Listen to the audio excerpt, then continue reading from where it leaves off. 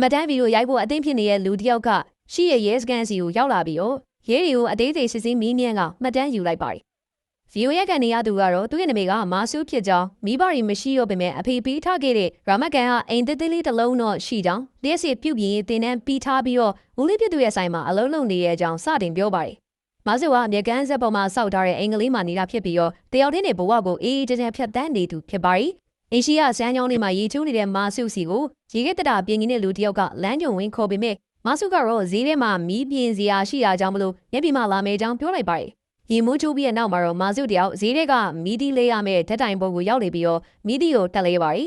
လမ်းမီကိုတက်လဲပြီးတဲ့နောက်မှာတော့မီးခွက်ရဲ့အဖုံးကိုပြန်တက်ဖို့ပြင်လိုက်ချိန်မှာဓာတ်တိုင်ပေါ်မှာရောက်နေတဲ့မာဆူကဈေးထဲမှာလမ်းလျှောက်လာတဲ့ကောင်မလေးတစ်ယောက်ကိုတွေ့လိုက်ရပါတယ်အုံမတန်နီကိုဒေဝိမီးမြင်လိုက်ချိန်ရာဇအိန္ဒြေပြက်ကဂရုတ်ကြီးရဲ့ဖြစ်သွားတဲ့ပုံစံလိုမျိုးမာဆူလည်းပဲကောင်မလေးကိုမြင်လိုက်တာနဲ့မြင်ချင်းချစ်စိတ်ဝင်သွားခဲ့ရပါဇီလမ်းမအတိုင်းပဲစကားတပြိုးပြိုးနဲ့သူ့ဘက်ကိုရှော့လာတဲ့ကောင်မလေးကိုမာဆူကငေးကြည့်လိုက်ပြီးတော့ကောင်မလေးကသူ့ကိုငေးကြည့်နေတဲ့မာဆူကိုအမတ်မထင်ငေးကြည့်ရဲ့အခါမှာတော့မာဆူတယောက်တတင်းတလူဖြစ်ကလှေကားပေါ်နဲ့ပြုတ်ကျသွားပါတယ်မာဆူရဲ့တငယ်ချင်းတွေကမာဆူကိုစိုင်ထဲကိုစိုးရိမ်တကြီးတွဲခေါ်လာခဲ့ပြီးမြဲသူကတော့သူ့ရဲ့တန်ရာတွေကိုရေခဲကပ်ပေးဖို့လုပ်နေတဲ့တငယ်ချင်းတယောက်ကိုသူ့ကိုလေကားပေါ်ပြုတ်ကျအောင်လုပ်တဲ့ကောင်မလေးကိုချက်ချင်းသွားရှာခိုင်းပါတယ်တငယ်ချင်းတွေကလည်းကြိုးစားပန်းစားရှာပြီးမြဲကောင်မလေးကိုမတွေ့ရကြဘူးလို့မာဆူတယောက်မနေနိုင်တော့ဘဲနဲ့ကိုရန်လိုက်ရှာရပါတယ်ညနေဆောင်လေးဒီကောင်မလေးကိုလိုက်ရှာနေခဲ့တဲ့မာဆူရှိတဲ့နေရာကိုဆိုင်ရှင်ဖြစ်တဲ့သူ့ရဲ့ဦးလေးကဖုန်းလမ်းဆက်ပြီးတော့ရေခဲတရပြင်းမှုရှိကြောင်းလှမ်းပြောပါတယ်အမားစုကတော့ကောင်မလေးကိုရှာမတွေ့ရကြောင်းမလို့ဒူနေမကောင်းကြောင်းဦးလေးကိုညာပြောလိုက်ပေမဲ့စူဂျုံရဲ့ရေခဲတက်တာပြက်နေရဲ့ကြောင်းအမြန်သွားပြင်ပေးရမှာဖြစ်တဲ့အကြောင်းပြောလိုက်ပါတယ်။ဒါကြောင့်မာဆူကလည်းရေခဲတက်တာပြင်ပေးရမယ်စူဂျုံရဲ့အိမ်ကိုရောက်လာခဲ့ပါတယ်။စူဂျုံရဲ့ခြံဝင်းလေးကိုဝင်လာလိုက်တာနဲ့လှမ်းထားတဲ့အဝတ်တွေကြားတွေကထွက်လာတဲ့တူရှာနေတဲ့ကောင်မလေးကိုတွေးလိုက်ရကြောင်းမလို့မာဆူတယောက်မယုံနိုင်ဖြစ်သွားပါတယ်။ဆိုင်ကင်းနဲ့မောင်းဝင်လာခဲ့တဲ့သူ့စီကိုကောင်မလေးကလမ်းလျှောက်လာပြီးတော့နာမည်ဘယ်သူလဲဆိုပြီးတော့မေးတဲ့အခါမှာတော့မာဆူတယောက်လည်းအယောင်ယောင်အမမနဲ့ရေခဲတက်တာပါဆိုပြီးတော့ပြောလိုက်ပါတယ်အချင်းမကိုင်မီလက်မကိုင်မီဖြစ်နေတဲ့မာဆူတယောက်ဆိုင်ငယ်ကိုတောင်းမထောက်ပေးနဲ့ဆင်းလိုက်တာအကြောင်းဆိုင်ငယ်ကလေးကျသွားတဲ့အတွက်ပြန်ထုံလိုက်ရပါတယ်။မာဆူတယောက်အိမ်ထဲဝင်လာပြီးတော့သူပြင်းရမယ့်ရေခဲတက်တာကိုနေရာရွှေ့ပါတယ်။အဲ့နောက်တော့သူထိုင်ဖို့ထိုင်ကုန်တစ်ခုံလောက်လမ်းတောင်းတဲ့ခါမှာတော့ကောင်မလေးကမာဆူအတွက်ထိုင်ကုန်ယူလာပြီးခဲ့ပြီးသူလည်းပဲမာဆူရဲ့အနီးနားမှာထိုင်လိုက်ပါတယ်။ကောင်မလေးကတော့စူဂျူရဲ့ညီမမိုးနာဖြစ်ပြီးတော့စူဂျူတို့အိမ်ကိုခဏအလဲလာတဲ့သူပဲဖြစ်ပါတယ်။မိုးနာကသူ့ရဲ့အကြောင်းကိုပြောပြရင်းနဲ့ဒီနေကအရန်လာတော့ဒီမှာပဲနေလိုက်ရင်ကောင်းမလားဆိုပြီးတော့တွေးနေရဲ့အကြောင်းရေးလာမြောင်းပြီးပြောလိုက်ပါတယ်။မာဆူကလည်းပ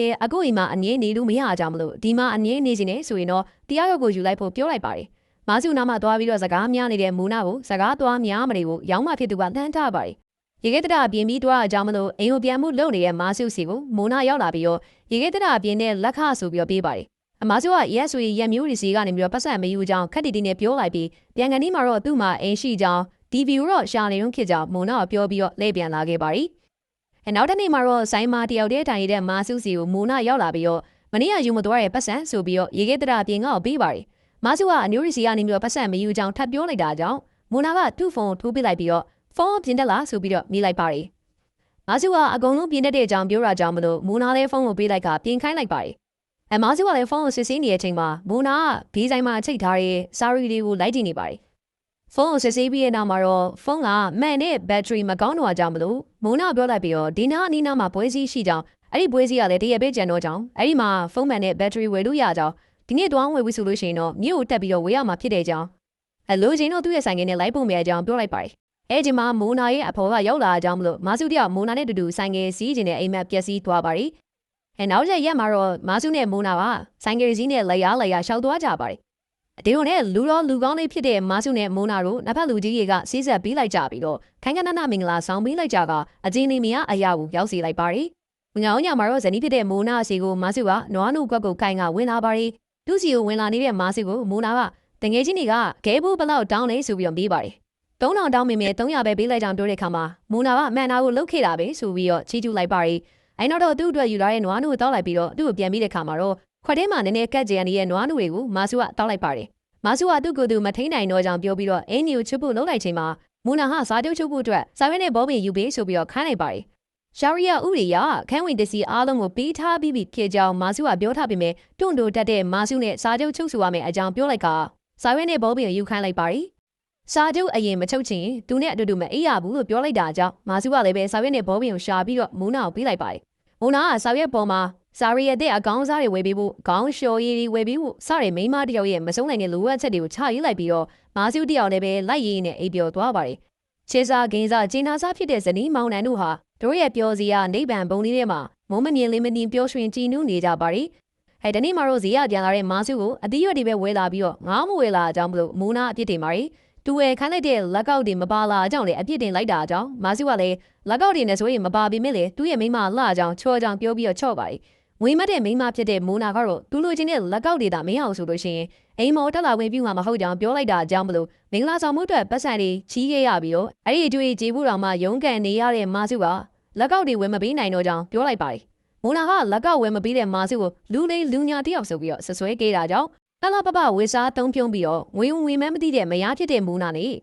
ပတ်စံရဖို့အတွက်ကုန်းကျုံရှာပွေနေရတဲ့မာစုတို့ကြောက်ကဆဖြစ်ခဲ့ကြပါတယ်နောက်တနေ့မနက်မှာတော့မိုနာကအိုးတွေခွက်တွေကိုစီးကျုံးနေပြီးမာစုကတော့အလုပ်သွားဖို့အတွက်ရေးချိုးနေပါတယ်စိတ်ကောင်းနေတဲ့မိုနာကိုနောက်လာကြရင်အဝတ်စားတွေဝယ်ပေးမယ်လို့ပြောလိုက်တာအကြောင်းမိုနာတယောက်စိတ်ကောက်ပြေးသွားပြီးတော့မာစုကိုခေါင်းလျှော်ပြလိုက်ပါတယ်ခေါင်းလျှော်ပြီးနေတဲ့မိုနာကသူညီမရဲ့ယောက်ျားကနိုင်ငံခြားကိုသွားပြီးတော့လှုပ်လှုပ်တာကြောင့်မလို့ဒီမှာကြံခဲ့တဲ့သူညီမကအင်ကောင်းကောင်းဆောက်ပြီးတော့တီးဝါနေတဲ့အကြောင်းမာစုလည်းနိုင်ငံခြားသွားဖို့အတွက်ပြောလိုက်ပါတယ်အစားပိုင်းမှာတော့မာစုကနိုင်ငံခြားမသွားခြင်းပဲနောက်ပိုင်းမှာတော့ဖန်စီရေးကြိုက်တဲ့သူ့ရဲ့မိန်းမအတွက်သူနိုင်ငံခြားသွားလို့ရှိရင်အဆင်ပြေလိမ့်မယ်လို့တွေးလိုက်ပြီးတော့နိုင်ငံခြားထွက်ဖို့ဆုံးဖြတ်လိုက်ပါတယ်နိုင်ငံခြားသွားဖို့အတွက်ငွေက3-4သိန်းလောက်အရင်ဆုံးလိုတာကြောင့်မလို့မာစုကမိုနာရဲ့လက်ဝတ်လက်စားတွေကိုရောင်းပြီးတော့သွားဖို့လုပ်ပေမဲ့မိုနာကခွင့်မပြုတာကြောင့်မလို့တရေတယောက်စီမှာသူ့အိမ်ကိုပေါင်ပြီးတော့နိုင်ငံခြားကိုထွက်သွားလိုက်ရပါတယ်မာစုတယောက်နိုင်ငံခြားသွားတဲ့နေ့မှာတော့သူ့ရဲ့တငယ်ချင်းဖြစ်သူဇာအင်းနဲ့ဇနီးဖြစ်တဲ့မိုနာတို့ကလေးစီကိုလိုက်ပို့ကြပါတယ်မာစုကသူနိုင်ငံခြားရောက်နေတော့မှမိုနာကိုစောင့်ရှောက်ပေးထားဖို့နဲ့ဂေယူဆိုင်ဖို့အတွက်ဇာကြီးကိုပြောလိုက်ပြီးတော့ပတ်စံတွေကိုလည်းဇာကြီးစီကိုပဲပို့မယ်အကြောင်းပြောတာနိုင်ငံခြားကိုဖတ်သွားခဲ့ပါတယ်နိုင်ငံခြားရောက်တဲ့အခါမှာတော့မာစုတယောက်မန်နေဂျာနဲ့နန်းထွက်မကိုက်ပဲဖြစ်နေခဲ့ပါတယ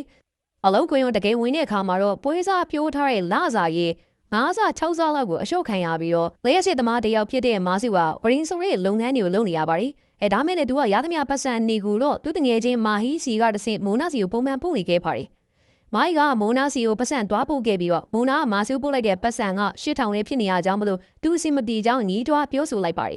မိုင်းကတော့မခုတ်တဲ့ကြောင်းလို့လုပ်ပြီးတော့မိုနာအောင်မှရဲရဲမကြည့်ဘဲနဲ့သူ့ရဲ့ထဲကပတ်စံအောင်ထုတ်ကမိုနာကိုပေးလိုက်ပါတယ်မိုနာကနင်းနေပေမဲ့မိုင်းကတော့အတင်းပေးလိုက်ပြီးလက်ဖက်ရည်တောက်ဖို့ခိုးရာကိုတော့နင်းလိုက်ကပြန်သွားပါတယ်လိမ့်မြစ်သူကနိုင်ငံခြားမှာပတ်စံတွေကုန်းယုံပြီးတော့ရှားနေပေမဲ့အိမ်မှာကြံခဲ့တဲ့မိုနာကတော့ရှိသမျှအမျိုးတွေကိုဖုန်းပတ်ဆက်ကကြွားလုံးထုတ်နေခဲ့ပါတယ်။ဒါကြောင့်မာစုတယောက်အလုံးနားချိန်လေးမိမနဲ့ဖုန်းပြောခြင်းပေမဲ့ဖုန်းကဆက်လိုက်တိုင်းမအောင်ဖြစ်နေရကြောင်းမလို့ဒေါသတွေထွက်ခဲ့ရပါတယ်။ဒါကြောင့်လီမယားနှစ်ယောက်ဖုန်းပြောပြတဲ့အခါမှာတော့မာစုတယောက်ဒေါပွားပွားနဲ့ပြောဆိုလုပ်ပြလိုက်ပြီးတော့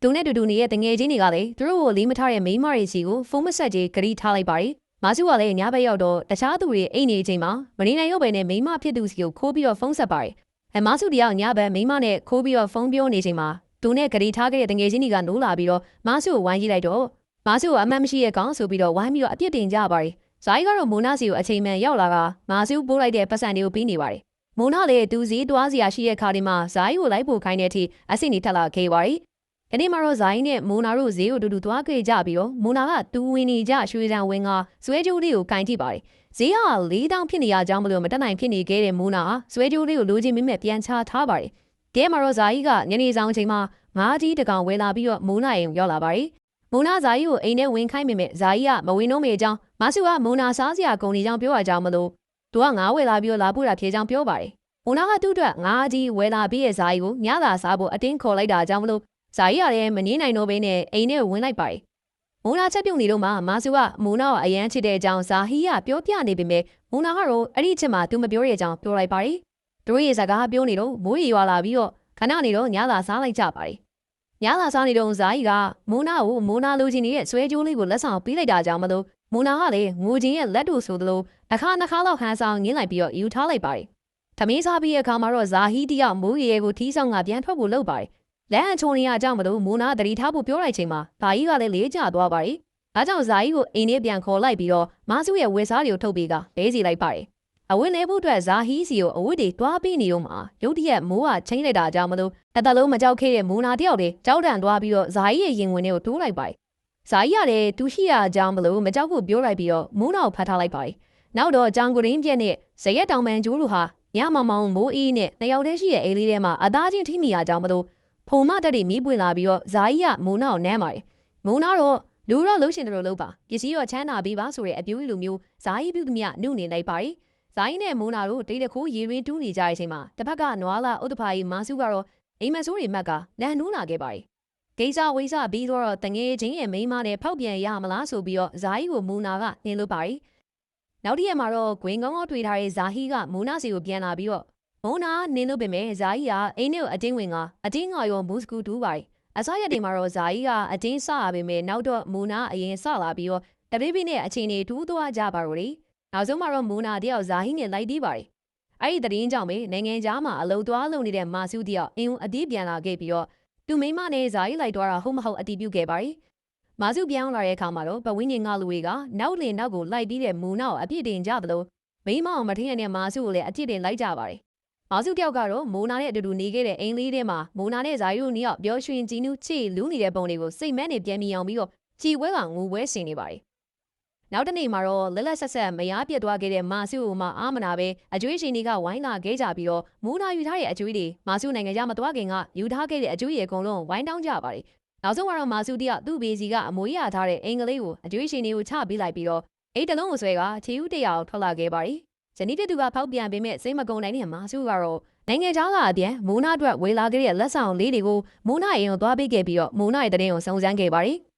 အဲ့နောက်တော့မိုးနာရှားပုံတော်ဖွင့်ခဲ့ပြီးတော့လူသွားလူလာများတဲ့ကတိုးစိတ်တစ်ခုမှာအခန်းတစ်ခုငားပြီးတော့မိုးနာတယောက်ဂူးလာလို့ဂူးလာညာရပောင်းများစွာစောင့်ခဲ့ပါတယ်။မာစုကစိတ်ကမ်းမှာစောင့်နေတဲ့ကိုတက်သေးဘူးလေချူးစားခဲ့ပါသေးတယ်။တညမှာတော့သူငယ်ချင်းတယောက်ကရောက်လာပြီးတော့မိုးနာကိုတွေးခဲ့တယ်ဆိုတဲ့ဗီဒီယိုဖိုင်ကိုပြပါတယ်။မာစုကဗီဒီယိုရိုက်ခဲ့တဲ့သူစီကိုသွားပြီးတော့မိုးနာပါတဲ့ဗီဒီယိုကိုဘဲမှာရိုက်ထားလဲဆိုပြီးတော့မိပါတယ်။နောက်ဆုံးမှာတော့မိုးနာကိုတွေးလိုက်တဲ့နေရာကဘီယာဈေးဖြစ်ကြောင်းသိလိုက်ရပါတယ်။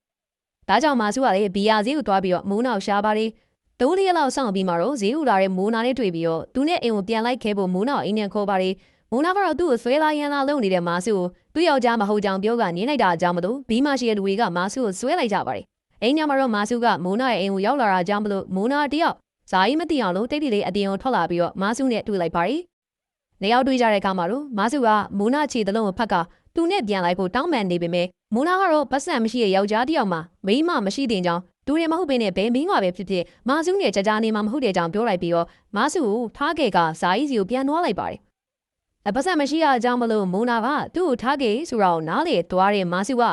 အချင်းနဲ့ငွေကြီးကယထာတန်တန်တစ်ခုလိုမျိုးရှင်ရဲ့ဖြစ်နေတဲ့အကြောင်းသဘောပေါက်သွားခဲ့ပါတယ်။ဒါကြောင့်ပတ်စံရမယ့်အလုပ်တွေကိုအကုန်လုံးလုပ်ခဲ့ပြီးတော့စိတ်ကမ်းမှမီးစင်တဲ့အလုပ်ကိုလည်းလုပ်ခဲ့ပါတယ်။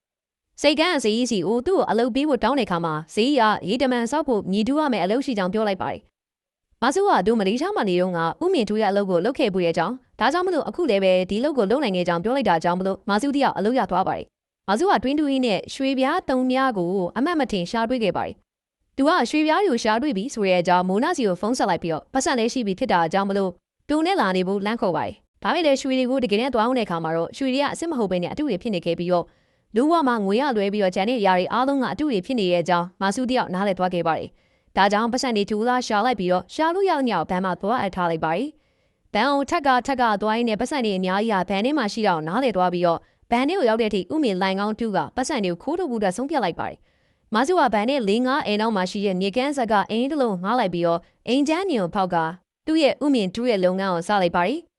အိမ်ရဲ့မလန်မကန့်မြစ်တွေကတောင်တူးတဲ့ဆက်လီကားတွေစီကစူညံတန်ကိုအကြောင်းပြုပြီးတော့အင်းရှင်ကိုအိမ်ငါးကဈေးစစ်ခိုင်းတယ်လို့ဘန်အောင်လေးပဲအကြောင်းမြူပြတာသွားရင်းနဲ့ဘန်ရဲ့အချိန်တွေကိုအနီးကပ်လေးလာခဲ့ပါတယ်။ဒီနေ့မှာတော့မြေကမ်းဆက်ကတရားပေါ်မှာဘန်အကြောင်းကိုသိတဲ့အမှုသမားတယောက်နဲ့တွေ့ခဲ့ပါတယ်။အဲဒီမှုသမားကဘန်ရဲ့ငွေတိုင်းအကြောင်းကိုပြောလိုက်တာကြောင့်မလို့ဘန်နဲ့မှငွေဘယ်နေရာမှာထားတယ်ဆိုတာသိသွားခဲ့ပါတယ်။ဒီလိုနဲ့2 လ 3 လလောက်ဥမျိုးဆက်လက်တူးခဲ့ကတရားပေါ်မှာတွေ့ခဲ့တဲ့အရက်သမားနဲ့လည်းတငယ်ချင်းတွေဖြစ်သွားကြပြီးတော့အရက်တွေတိုင်နဲ့ဘန်နဲ့ပတ်သက်ပြီးတော့သူသိကျင်တာတွေကိုအရက်သမားကိုမေးခဲ့ပါတယ်။ဥမြင့်တူးနဲ့အားရှုံမဲကျန်းလိုက်တိုင်းမိုးနာတပ်ပုံတွေကိုကြည့်ကအားတင်းပြီးတော့ဆက်လက်တူးခဲ့ပါတယ်။တနေ့မှာတော့မာစုတယောက်ကားပေါ်မှာအိပ်ပျော်နေရင်းနဲ့ဇာယီနဲ့မိုးနာကိုတက်ပစ်တယ်ဆိုတဲ့အိမ်မက်ကိုမှတ်လိုက်ပါတယ်။ဒါကြောင့်စိတ်ကူးရသွားပြီးတော့မိုးနာတို့ကိုတကယ်တက်ပစ်ဖို့အတွက်မိုးနာအိမ်ကိုသွားလိုက်ပါတယ်။တကယ်သူရောက်သွားတဲ့အချိန်မှာတော့ဇာယီကရှိမနေဘဲနဲ့မိုးနာသာတွေ့ခဲ့ရပြီးတော့မိုးနာဟာဇာဟီကသူ့ကိုနှိပ်စက်ကြောင်းပြောလိုက်တာကြောင့်မလို့တနာစိတ်ဝင်သွားခဲ့ပါတယ်။နောက်တနေ့မှာမိုးနာနဲ့မာစုတို့တွေ့ခဲ့ပြီးတော့မိုးနာကဇာဟီမှာမယားကြီးရှိရဲ့ကြောင်းအခုနောက်ပိုင်းသူ့ကိုဝင်မအပ်တော့ကြောင်းပြောလိုက်ပြီးတော့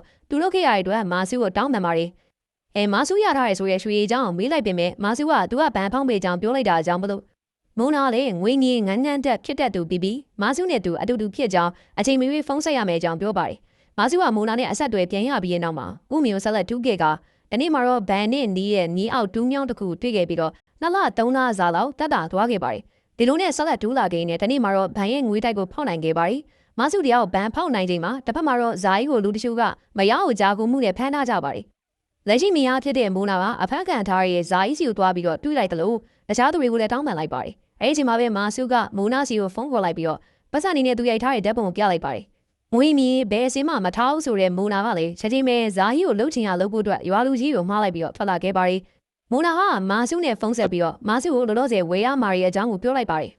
မာဆုကလည်းမိုးနာလာမယ့်နေရာကိုချင်းလိုက်ပြီးတော့မာဆုစီကိုတွားနေတဲ့မိုးနာကတော့ပထေးအိမ်မက်တွေကိုအပြေးအဝမက်နေပါတယ်ဒါပေမဲ့လည်းလမ်းတစ်နေရာရောက်မှာတော့မာဆုကိုဖုန်းဆက်မရအောင်ကြောင့်မိုးနာလည်းဇာကြီးစီကိုပြန်လာရပါတယ်နောက်တစ်နေ့မှာတော့ဥမင်လိုင်ကောင်းတူးပြီးတော့ဘန်ဖောက်သွားတဲ့တဲ့င်းကဟိုးလေးကျော်တော့ဖြစ်လာခဲ့ပြီးတော့ဟေရီကလည်းလိုင်ကောင်းတစ်လျှောက်စစ်ဆေးခဲ့ကြပါတယ်နောက်ဆုံးမှာတော့မာဆုငားနေခဲ့တဲ့အင်ဂျီရောက်လာခဲ့ပြီးတော့လိုင်ကောင်းရဲ့ဇင်းမျိုးကိုသိလိုက်ကြပါတယ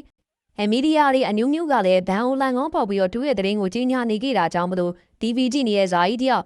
489ပေတွင်းယူတူးပြီးတော့34ကလေးကိုခိုးယူသွားရဲဆိုတဲ့တဲ့င်းကိုကြည့်ကဥမင်တူးကခိုးယူသွားခဲ့တဲ့လူရဲ့တက်တီကိုချီးကျူးနေပါတယ်ရဲစကန်ကလည်းအဲ့ဘန်ဖောက်တဲ့လူအကြောင်းသတင်းပေးနေသူကိုပတ်စံ9သိန်းပေးမယ်ဆိုပြီးတော့ပြောတာကြောင့်မလို့မုံနာတို့ကလည်းတွားပြီးတော့ပြောပြဖို့ဆုံးဖြတ်လိုက်ကြပါတယ်